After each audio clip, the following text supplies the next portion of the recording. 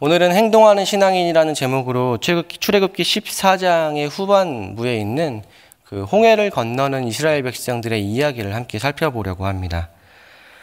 성경에 기록된 하나님의 장엄하고 위대한 구원의 이야기 중 하나가 사실 오늘 본문에 기록되어 있습니다. 이스라엘은 갈라진 물 사이를 마른 땅 위를 걸어서 홍해를 건너게 됩니다. 그리고 그 뒤를 따르던 이집트의 병사들은 그 홍해에 수장이 됩니다. 이 사건이 얼마나 위대한 일인지 본문에서는 오늘 출애굽기 14장에는 이야기로 기록이 되어 있고요. 그리고 15장에서는 이것이 노래로 만들어집니다. 수많은 군인들이 바다에 수장된다는 것이 사실 오늘날의 기준으로 볼 때, 우리의 정서로 볼 때는 다소 거부감이 들고 그리고 잔인하지 않는가라는 질문을 던질 수 있게 만들기도 하지만 하나님께서는 이 사건을 두 가지 목적을 위해서 행하십니다. 첫 번째는 하나님의 영광이 드러나게 하기 위함이고, 두 번째는 이집트 사람들이 하나님이 여호와인 줄을 알게 하시기 위함입니다. 하나님께서는 이 두 가지 목적을 위해서 성경에 등장하는 여러 가지의 위대하고 장엄한 구원의 이야기들 중에 한 가지인 이것을, 이 홍해를 건너는 이야기를 오늘 14장에서 소개하고 있습니다. 그러면 우리가 오늘 본문을 살펴보기 전에 이 두 가지를 잘 기억하면서 같이 이 시간 본문을 좀 들여다보았으면 좋겠습니다.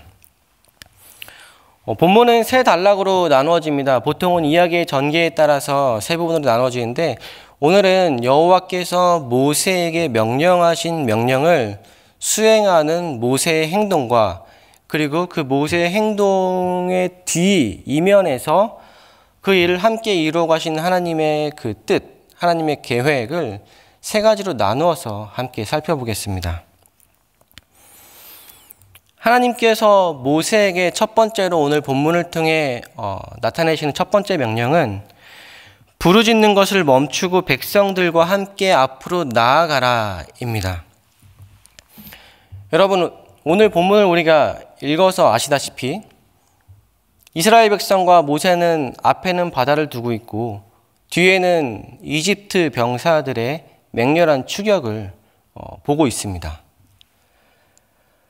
이 상황에서 모세와 이스라엘 백성들이 선택할 수 있는 행동은 몇 가지가 되지 않을 겁니다. 말씀을 준비하면서 모세의 입장에 대해서 한번 생각해 보았습니다. 과연 내가 모세라면, 수십만의 백성들을 이끌고 있는 지도자였다면, 바다가 앞에 있고 뒤에는 세계 최강이라고 불리는 이집트 병사들이 맹렬히 쫓아오고 있는데 이 상황에서 나라면 어떻게 할까라는 고민을 해보았을 때 세 가지 정도가 나왔는데요. 첫 번째는 앞에 있는 바다를 건너갈 수 있는 배를 만드는 겁니다.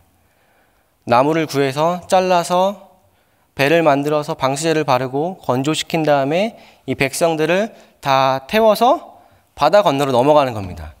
근데 사실 이건 현실적으로 좀 불가능해 보입니다. 시간도 그렇고 자원도 그렇고 좀 어려워 보입니다. 두 번째는 뭐가 있을까 고민을 하다 보니까 이집트 병사들에게 맞서 싸우는 건 어떨까라는 생각을 해보게 되었습니다.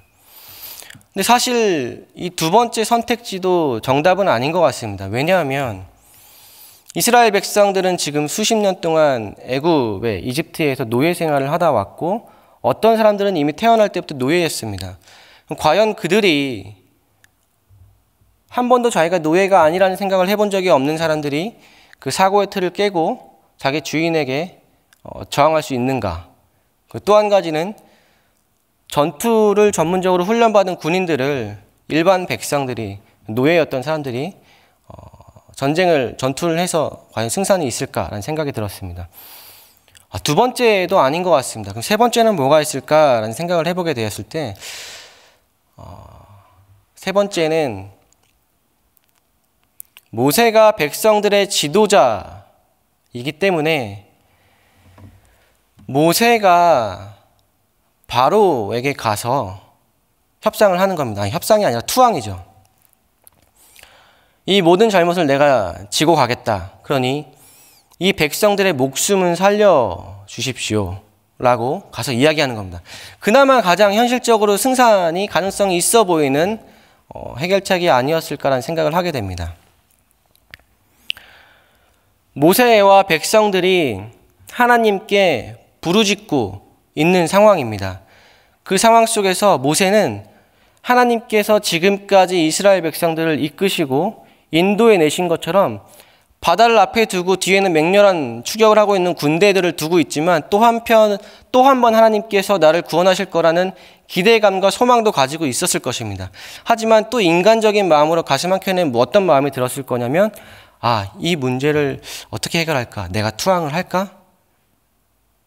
라는 생각도 마음 한켠에는 두고 있었을 것입니다. 이때 하나님께서는 모세에게 이렇게 말씀하십니다. 너는 부르짖는 것을 그만두고 이제 백성들과 함께 앞으로 나아가라. 마치 오늘 본문의 뉘앙스를 보면 이제 부르짖는 것을 그만두라고 하시는 말씀이 꼭 질책하는 것 같습니다.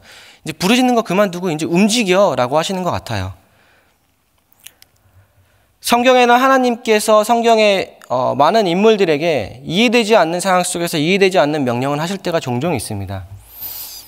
과연 이 행동이 옳은 것인가? 이 행동을 왜 지금 해야 되지? 라는 의문이 들게 하는 명령들을 하나님께서는 자기의 백성들에게, 자기의 사람들에게 종종 요구하시는데 그 행동을 그 믿음의 조상들이라 불리는 성경 인물들도 용기를 내서 합니다. 하지만 우리가 성경을 통해 보면은 그들이 그렇게 하나님을 신뢰하면서 나아갈 때에 하나님께서 하나님의 사람들과 함께 일하고 계신다는 것을 우리가 성경을 통해 볼 수 있습니다. 이해되지 않는 상황 속에서, 어려운 상황 속에서 이해되지 않는 말씀에 순종한다는 건 사실은 굉장히 어려운 겁니다. 하나님께서 우리를 구원하실 거야 라고만 생각하고 그렇게 될 거야 라고 믿는 것은 어찌 보면은 우리에게 잘못하다가는 자기 신념이나 자기 확신으로 변질될 수가 있습니다. 그렇게 믿음에는 분명히 행동이 수반되어야만 합니다. 그리고 그 행동에는 무엇이 가장 기초가 되어야만 하냐면 나를 다시 한번 이 상황 속에서 이끄시고 인도하실 그 하나님에 대한 철저한 신뢰가 기반이 되어야 합니다. 오늘 모세에게 그리고 이스라엘 백성들에게 필요한 것은 지금 부르짖는 것과 동시에 다시 한번 자기들을 이끄실 하나님에 대한 철저한 신뢰를 바탕으로 바다를 향해 한 걸음 나아가는 것이었습니다.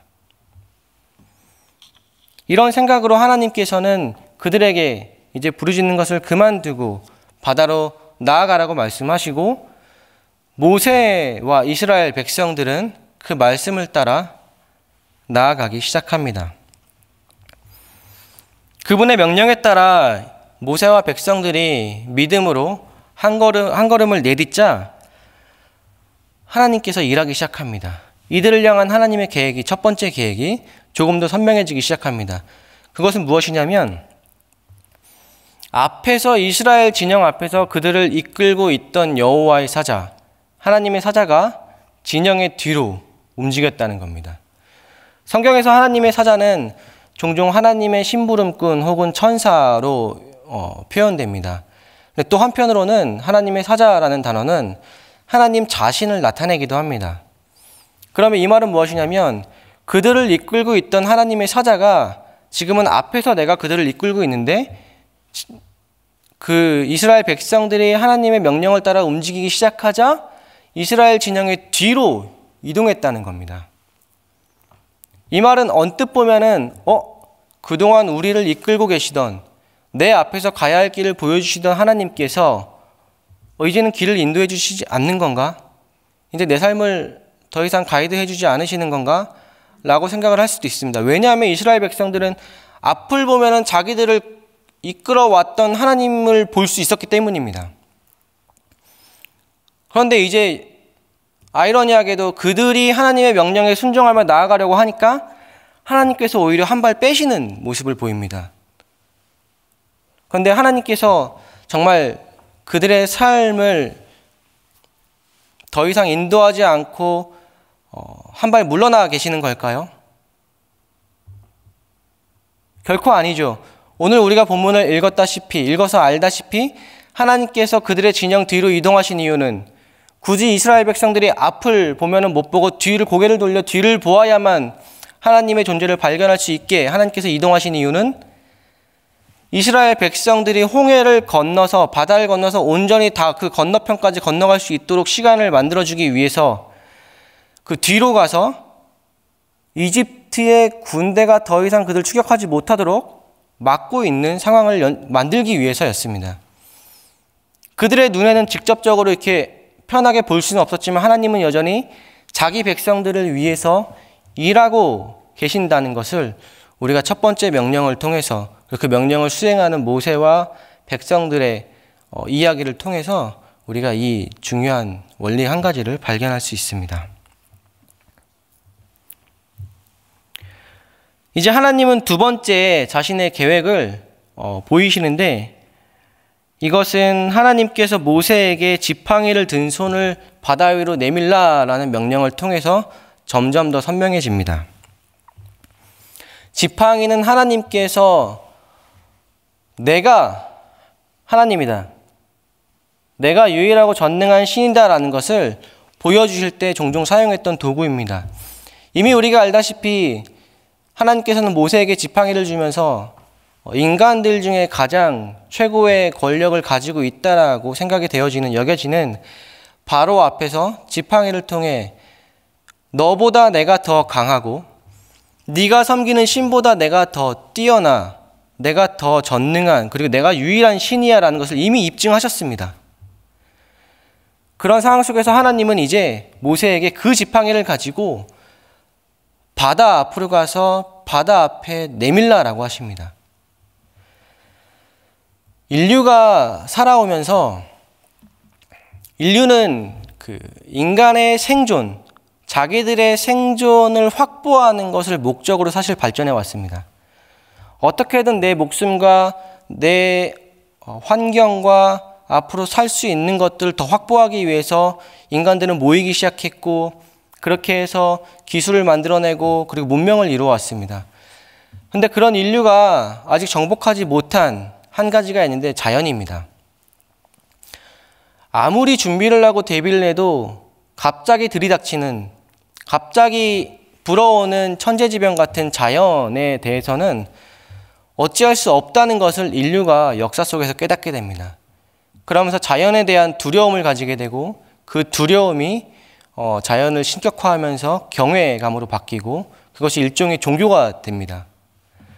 인간에게 자연은 사실 컨트롤할 수 없는 영역이었습니다. 당시 사람들에게도 자연이란 거는 인간이 컨트롤하는 게 아니라 인간이 빌어서 그 자연을 바다를 대표하는 신에게 제물을 드림으로 달램으로써 그렇게 해서 자기들의 안전을 도모해야 한다는 생각을 가지고 있던 시대였습니다. 그런데 하나님께서는 지금 그런 자연의 대표적인 바다를 향해서 지팡이를 내밀라라고 하십니다. 그러자 신기하게도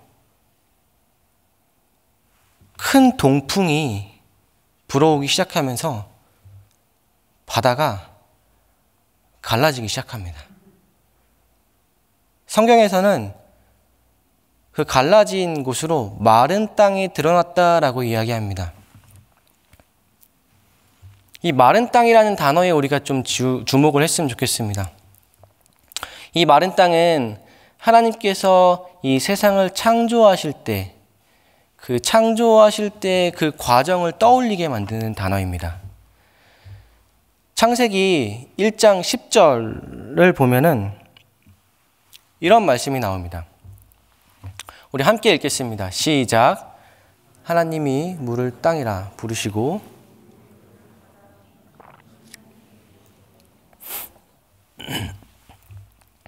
하나님께서 물과 뭇을 만드시는데 물을 한 곳으로 모으십니다. 그리고 그것을 바다라고 부르신 다음에 거기에 땅을 만드시는데 물을 여기 만들고 땅을 여기다 만들지 않으십니다. 물을 만들고 거기에서 뭇이 드러나게 하십니다. 그 묻이 오늘 여기에 사용된 이스라엘 백성들이 갈라진 바다를 건너갈 때 밟았던 마른 땅과 같은 단어입니다. 그러면 하나님께서는 지금 무엇을 이스라엘 백성과 이집트 군대와 모세에게 무엇을 말씀하고 계시는 것이냐면, 내가 이 세상을 창조한 창조주다. 너희가 두려워하는 이 바다, 너희가 통제할 수 없다라고 이야기하는 그 바다조차도 내가 만든 것이고, 그리고 여기에 내가 마른 땅을 드러나게 했다. 이것을 지금 상징적으로 모세와 하나님의 백성들과 그리고 이집트에 온 군대와 애굽 사람들에게 보여주고 있는 겁니다.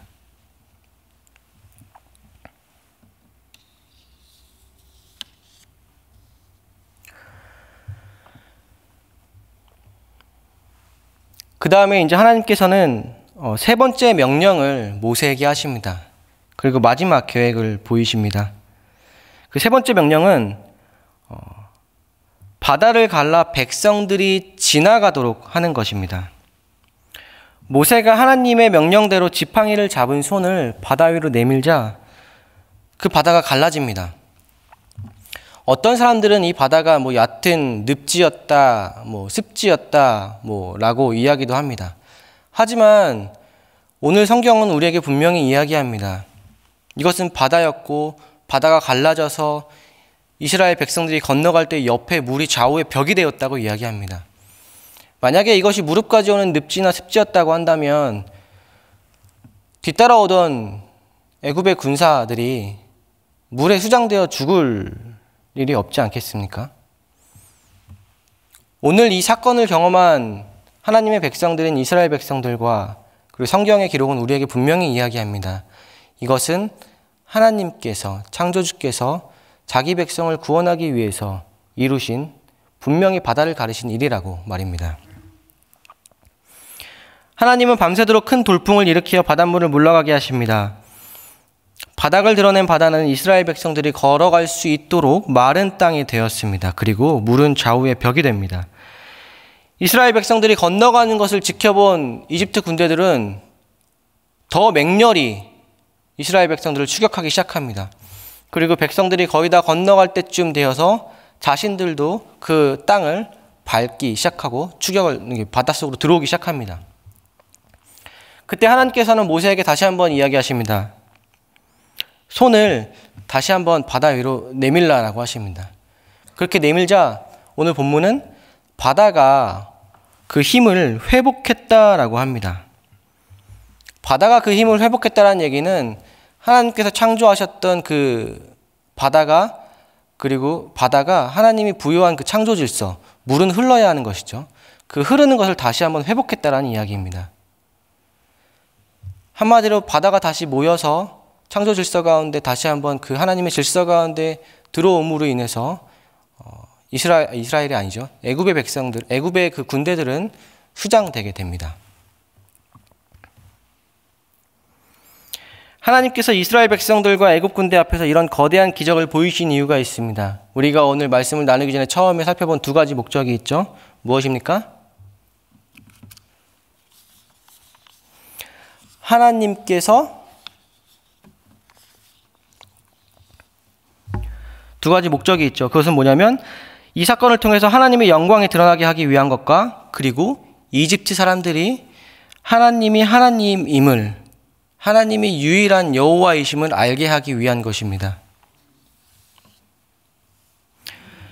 14장에 기록된 구원의 이야기는 출애굽기 15장에서 노래로 다시 한번 만들어집니다. 이 노래는 모세와 미리암의 노래로 이름이 붙여집니다. 근데 시간이 흐르면서 유대인들은 이것을 바다의 노래라고 부르게 됩니다. 이스라엘 백성들은 홍해를 건넌 사건을 기준으로 이제 더 이상 노예 생활을 하지 않게 되었습니다. 노예 생활은 끝내게 됩니다. 하지만 그들은 이제 광야 생활을 시작하게 됩니다. 광야 생활은 우리가 알다시피 쉬운 생활은 아닙니다. 만만치 않은 상황들이 앞에 놓여져 있습니다. 하지만 이스라엘 백성들이 그 어려운 상황을, 앞으로 다가오고 마주할 그 녹록지만은 않은 상황을 견디고 이겨내고 하나님을 신뢰하면서 다시 한번 한 걸음을 내딜 수 있는 이유가 있습니다. 그것은 바로 그들에게는 자기들을 인도하시고 바다를 건너게 하신 그 이야기가 담겨져 있는, 하나님의 영광이 고스란히 녹아져 있는 바다의 이야기가 그들에게 있기 때문입니다.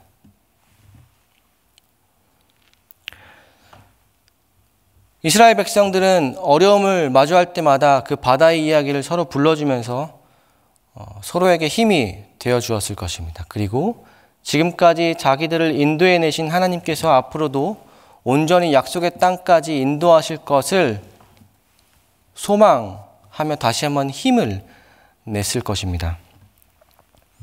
사랑하는 여러분, 하나님은 언제나 자기 백성을 돌보십니다. 한 번도 버리지 않으시고 자기 백성을 그냥 방관하지 않으십니다.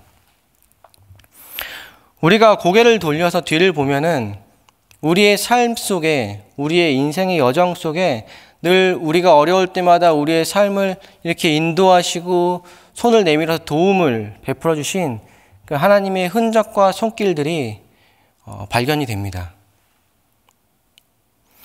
이스라엘 백성들이 바다의 노래를 부르면서 광야 생활을 견디고 이겨내고 하나님께 소망을 두고 현실의 어려움을 이겨냈던 것처럼 오늘도 우리가 오늘 말씀을 통해서 그동안 우리의 삶을 이끌어 오신 하나님의 흔적들을 기억하면서 그것을 노래로 하나님께 영광을 올려드리며 오늘 하루도 그렇게 힘을 내어서 다시 한번 우리가 마주할 상황 속에서 한 걸음 내딛는 귀하고 복된 하루가 되기를 간절히 축복합니다. 우리 오늘 이 말씀을 가지고 함께 기도하기 원합니다.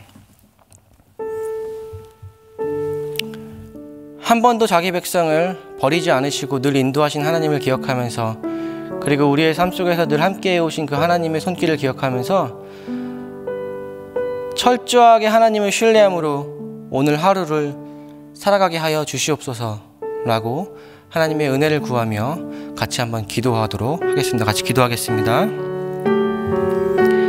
참 좋으신 아버지 하나님, 이 시간 아버지 앞에 기도합니다. 하나님께서는 한 번도 하나님의 자녀들과 백성들을 그냥 두지 아니하시고 어려움을 마주할 때마다 그 어려움 속에서 고통